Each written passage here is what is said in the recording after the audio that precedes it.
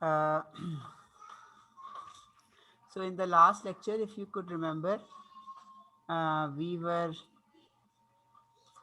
studying stochastic processes, or we had started the concept of random processes or stochastic processes.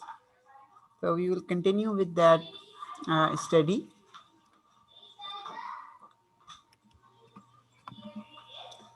Of random processes. So we were studying about the expectation. We studied that. Then we came to the autocorrelation function. And for the autocorrelation function, it is a very, very important average for stochastic processes. And it was written, we studied that it gives us the PSD, or the power spectral density or power content of random processes.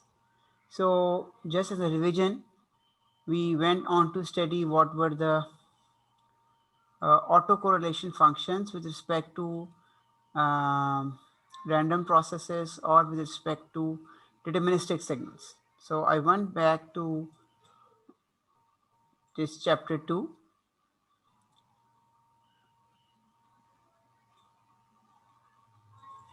Where I was telling you about energy and power signals. So I first of all studied what were energy signals, and also we studied what were power signals. Then we studied that how we could define the autocorrelation for energy signals. And I also went to my notes there, where I also showed you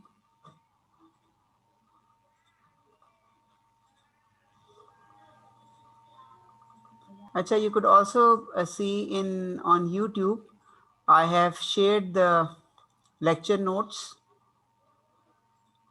in the comment section.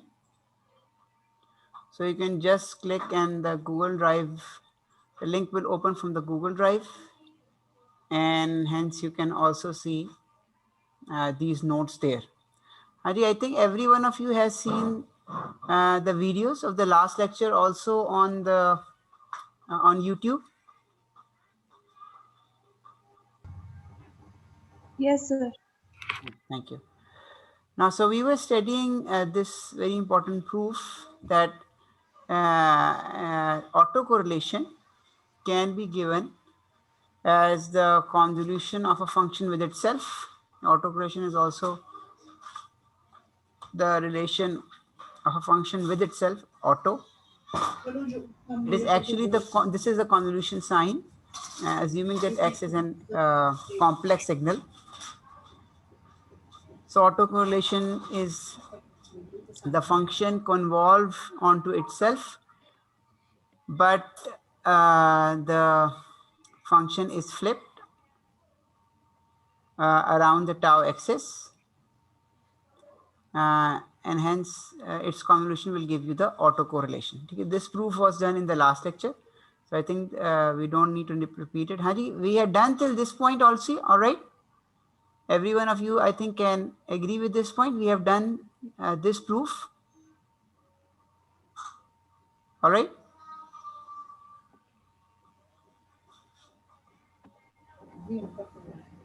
अच्छा कौन है कोई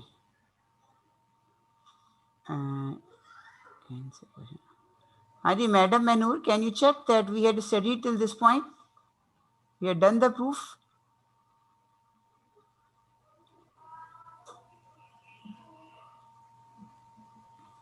All right. Can anyone answer? Is everyone clear with this proof? So that we can go further? Yes, sir. All right. Yes, sir. All right. Thank you. So we had seen this very important thing. Now, if I substitute tau is equal to 0, so then you can see that what happens. So If tau is equal to 0, then this means that this will become x of t, x conjugate xt, because tau is 0. This will just become xt into xt conjugate, and this becomes xt mod square. And then xt mod square integral from infinity to infinity, this becomes the energy of the signal.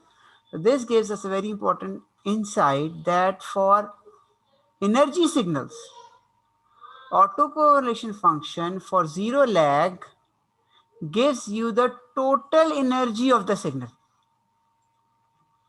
All right.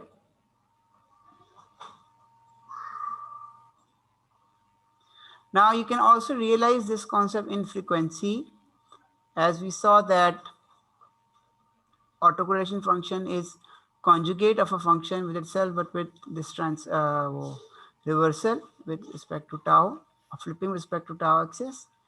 Now we know that x of tau, let us say its Fourier is x of f. Then x conjugate of tau will give me x conjugate of minus f. And then similarly, if I take x conjugate of minus tau, this will give me x conjugate of f, right? You can see this from your signals and system courses, or you can revise this concept. So therefore, if I'm doing convolution of these two functions, then it maps up to multiplication in Fourier. This you know from the Fourier analysis. Fourier of x tau is xf, but what is Fourier of this thing? We just saw. It is a bit missing, but you can see here x conjugate of minus tau is actually equal to x conjugate of f. This is equal to x conjugate of f. Then xf and xf conjugate becomes xf mod square. This means that the Fourier of the autocorrelation function gives is actually the frequency spectrum of that function whose autocorrelation was taken mod square. All right. Now coming back to the today notes, this was proven. Let us go further. Now, what is the meaning of Fourier? So this is a Fourier of this term, or in other words, I can write that this term is the inverse Fourier of this term. So tau is inverse Fourier, right? All right. I've written this in terms of f. Nowadays, you know that the in Fourier analysis we can represent the Fourier transform inverse Fourier transform in terms of f rather than in terms of omega. Then we do not need this 1 over 2 pi for NK. For equalization, we do not need that 1 over 2 pi. All right, so this is the inverse Fourier. Now, if I put tau 0, then you know this tau becomes 0. EJ0 means 1. This means that Rx0 becomes equal to xf mod square df. But what is Rx0? We just saw Rx0 was equal to the energy of the signal. But here you can see Rx0 is also equal to xf mod square df, and infinity to infinity. If this is the energy and this is equal to this means this is also the energy. So Rx0 gives us the energy, but with this definition you can also realize that this term is actually the energy spectral density or energy present per hertz, so that you integrate this over all the f, you get the total energy E of x. All right. So we can call this term as the famous energy spectral density, because this gives me energy per unit frequency. As you integrate over whole the frequency, you get the total energy. So ESDs, they are defined for energy signals. Okay. I hope this is clear. Now let us go back to the book, and most of it you will also find in the book. And okay, I have just covered the important parts. You can see energy, why it is called energy spectral density.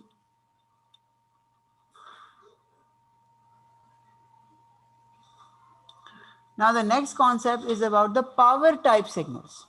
What are the power signals? Whose power is finite. All right, power signals whose energy is infinite but power is finite. Now how you will define its autocorrelation? So autocorrelation will be defined as follows. Again, you can see that it is autocorrelation, but that is average over 1 over t at as t tends to infinity. All right. So it is same formula, but in terms of autocorrelation for energy signals, you don't have this average. You had just pure autocorrelation. But here you have actually time average of that autocorrelation. All right. You can see the difference again here. For energy type signals, this was the autocorrelation formula.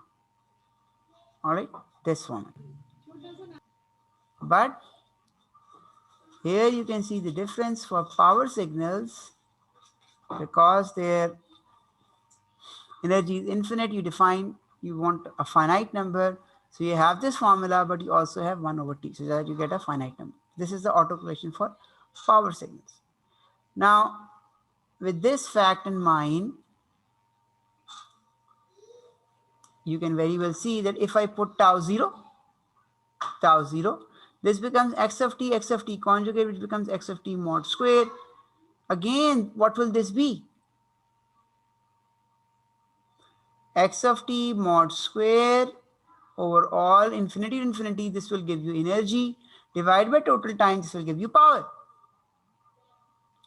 So autocorrelation of a power signal gives you total power of the signal. Autocorrelation of the energy signals gives you total energy. And we can also see that its Fourier will be the power spectral density, as there it was energy separation. Here it will be called power spectral density, or it is also called power spectrum. The Fourier of autocorrelation becomes power spectral density. Now let us see how. No problem.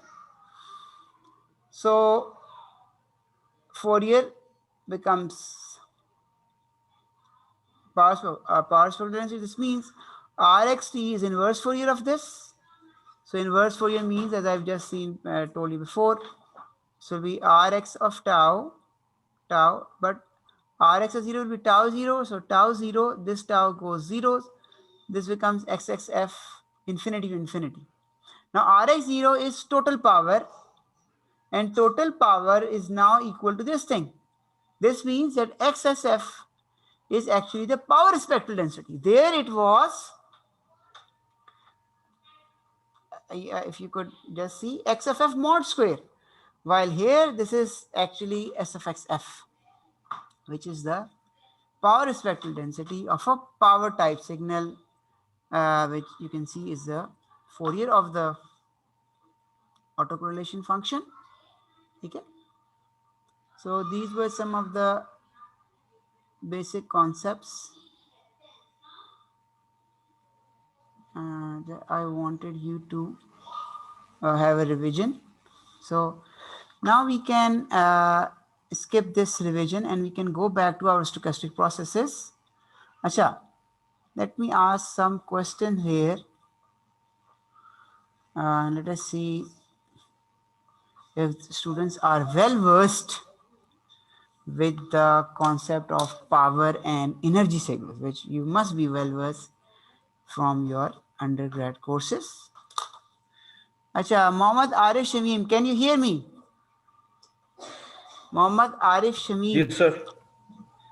Acha, I have a question that if I ask you whether a random process, which is a stochastic process, can I classify it as a power signal or should I classify it as a energy signal?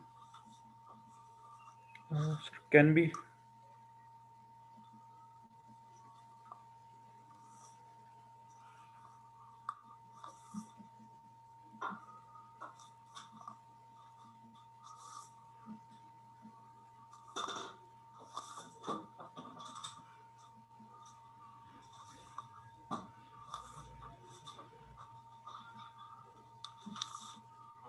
Acha. All right. Haji, Azeen Ahmed, can you tell me, Azeen Ahmed, what will be a random signal? Will it be energy or a power signal? Or a random process or a stochastic process?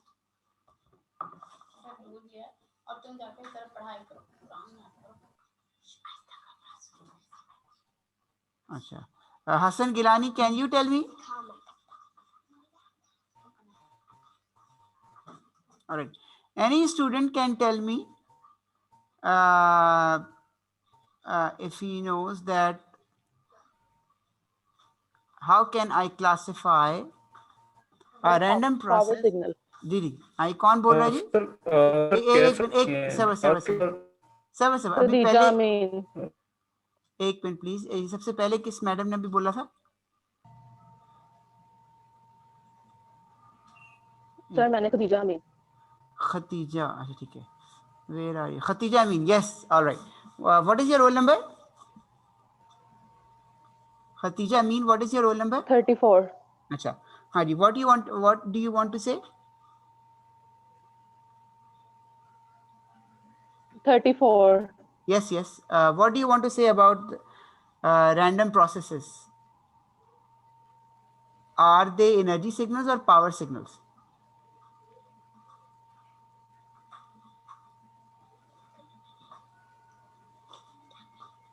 हाँ जी, madam Khadija, can you tell me? random process is the power signal. Sir ये time varying signal है तो फिर शायद इसलिए ये power signal होगा। अच्छा, शेरिश नज़ीर, all right, 34, I cannot hear 34, all right, Sharish Nazir, what is your roll number, Sharish Nazir? 6 6. अच्छा, you are saying that it will be a power signal power signal जी because it is a time varying signal. जी So yes, the answer is right. Remember that it is a signal, okay, and then we make the signal random. All right, so signal, for example, let us say that it is a mystic signal, but I put some randomness in it, so this will go on and on, and absolutely if you sum square, signal. if you sum it square, you will definitely get infinite energy, that is finite power. So yes, this will be a you're right that yes, it will be वो. अच्छा, now coming back to the lecture here.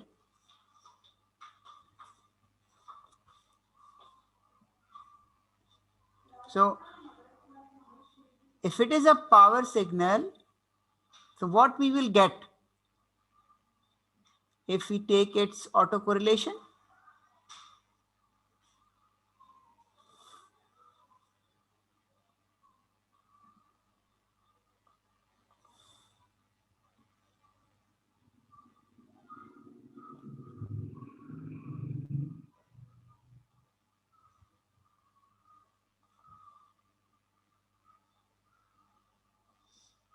Will we get PSD or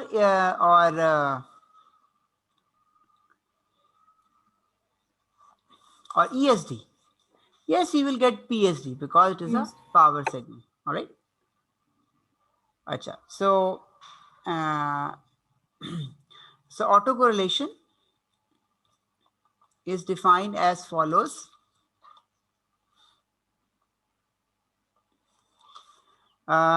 Now remember that this formula of autocorrelation is a bit different as compared to the autocorrelation formula that we saw for a deterministic function. where you could see it was just simple autocorrelation and then time average. But here, the autocorrelation formula is actually the autocorrelation of a random process x of t. Okay, you can see it is actually expectation of two of its random values, product of its random values. X, the random process taken at t1, the random process taken at t2, which actually gives you another random variable x1 and x2 with distribution of fx1 and with distribution PDF of fx2, and we take the joint distribution fx1 and fx2, or fx at t1 and fx at t2, or you can say fx1 and fx2. Okay, it is actually expectation of the joint density of x1 x2, in other words xt1 and xt2. And there is also actually a relationship, but that is not out of the scope of this course. But if you study some high masters level signal processing, then there you will realize that actually there's also a relationship between the autocorrelation of a random process and the autocorrelation of a deterministic signal. If you make it random, then how they are related. But at this point, we won't go into the much more into the signal dimension. We will just take the formula for a random process as it is, and that is as follows. That is just the expectation of two of its instances. So that those instances are represented as T1 and T2 like this. This is the formula. Let's do some examples to get an idea of how can we find the autocorrelation function. So we take the example 5.2.2. And in that example, if you could remember, we had this function and the random process was a cos 2 pi f naught t plus theta. And this theta or phi, it was actually a uniform random variable going from 0 to 2 pi. We also saw previously that its mean was 0. Okay, we had also done this in the last lecture. Now I want to find its autocorrelation. So what I do, I take its any instance. So I put T1 here, T1 here. So this thing gives me a random variable, one random variable. This is any uniform random variable. Then I put T2 into the same random process and I get another instance, another random variable of my random process. All right. So I got these two and I take their expectation. So a square is common, it comes out, it is a non-random number. It comes out of the expectation. Then you know that I have product of two cosines with different angles. And from the sum and difference of cosine, I can say that product of two cosines, cos alpha, cos beta, is equal to cos alpha plus beta plus cos alpha minus beta, right? So this is cos alpha minus beta. Alpha minus beta, you will get this thing. This phi will cancel. And here you will get cos of alpha plus beta. So once you do alpha plus beta, this will become 2 pi f plus 2 pi f. This becomes like this, and this becomes theta theta. This becomes 2 theta. All right. So here remember that when I am doing its calculation, I am just changing t. I am not changing the random variable. That will remain as it is, because random variable, it will be solved only by the E operator, right? So I get these two things. Now I put the E operator inside. So when E operator goes here, this total function is deterministic. This will come out of the E operator. So I will get this term here. But when E operator goes to this term, this whole term, all right. So, you know, E of this 1/2 comes out, but E of this will be this thing into the distribution of theta. Because remember, E of a function gx is equal to gx times the PDF of the random variable whose function is made. All right. So E of this is equal to the function as it is plus the PDF of this random variable, which is a uniform random variable, which is 1 over 2 pi. All right. So 1 over 2 pi comes out, is a constant, but cos of this thing with respect to d theta, where theta goes from 0 to 2 pi, is always 0. All right. You can see why it is 0, because if I put any amount of theta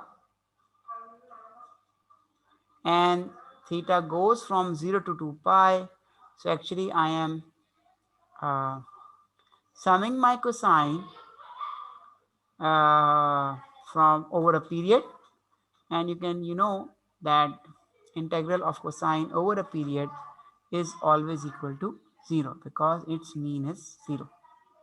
That is why this gives us 0, and hence this is the mean of my random process of this example. This is the autocorrelation. This its mean was 0. This was its mean. So we have found the autocorrelation function of the random process in example 5.2.2. Similarly, you can see this random process given an example 5.2.3, where if you could see this example, it was just that the random process is just a uniform random variable x. So if I find its autocorrelation, it will be just E of x square. Now if I want to take E of x square, this will be x square into the PDF of x. The PDF of x is what? Uniform random variable, which was going from -1 to -1 to 1. So its uniform, its distribution will be 1 over 2. So x square integral, it will be x cube over 3 into 1 over 2. And then you will put the x cube limits +1 -1. This will become 1 minus 1, 2, 2, 2 cancel. This becomes 1 over 3. So here you can see that the autocorrelation function comes out to be a constant for example 5.2.3. So after these examples, we can now switch on to the wide sense stationary processes. What are wide sense stationary processes? So as we saw previously, that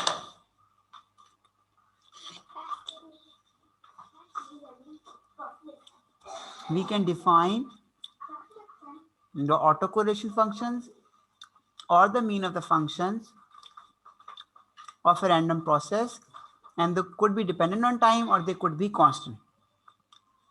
Sometimes they're independent of time, some they are dependent on time. You can see that based on their dependencies or independencies, we can define certain types of random processes, and one of the most famous or the most useful is called the wide sense stationary random process.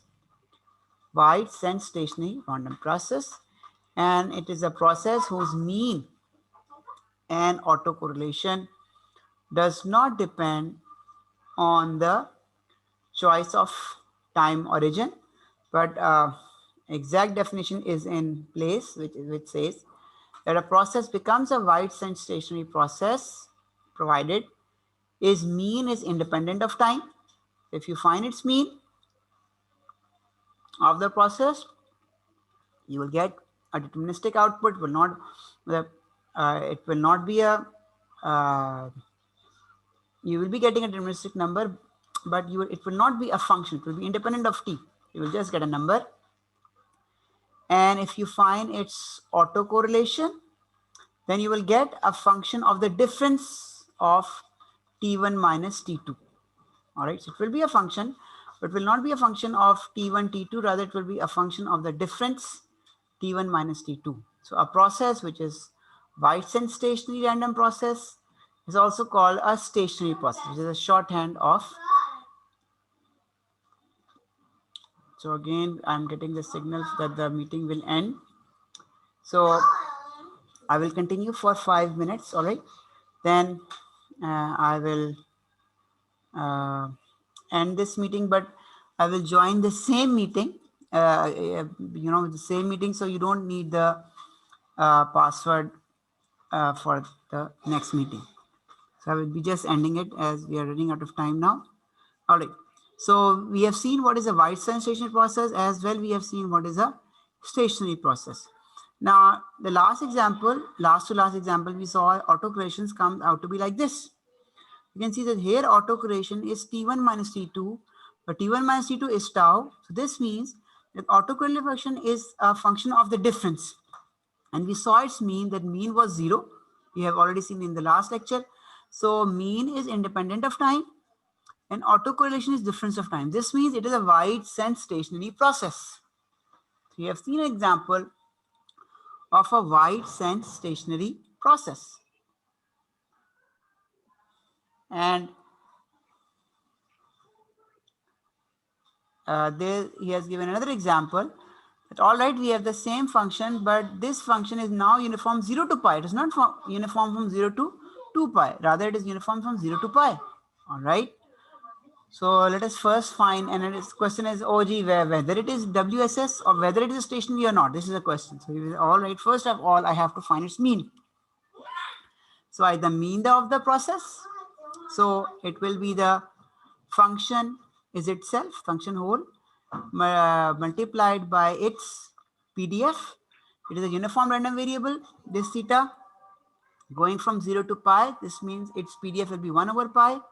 So 1 over pi, all right, which comes outside the integral. Cos integral is sine, limits from 0 to pi. You can check. So this will be sine of 2 pi ft plus pi minus sine of 2 pi ft 0. All right. And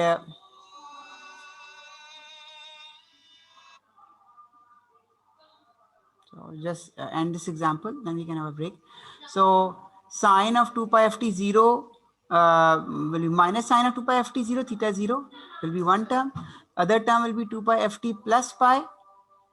And you can see that sine of theta plus pi will be equal to minus sine 2 pi f naught t. So minus, there are two times you have minus sine 2 pi f t. This comes out to be minus 2 sine 2 pi f naught t. All right. So you get this thing. Here you can see that the mean is a function of t. Mean is not constant. Rather, it is coming out to be a function of t. This means it is not WSS, because for WSS, the mean has to be independent of time. All right.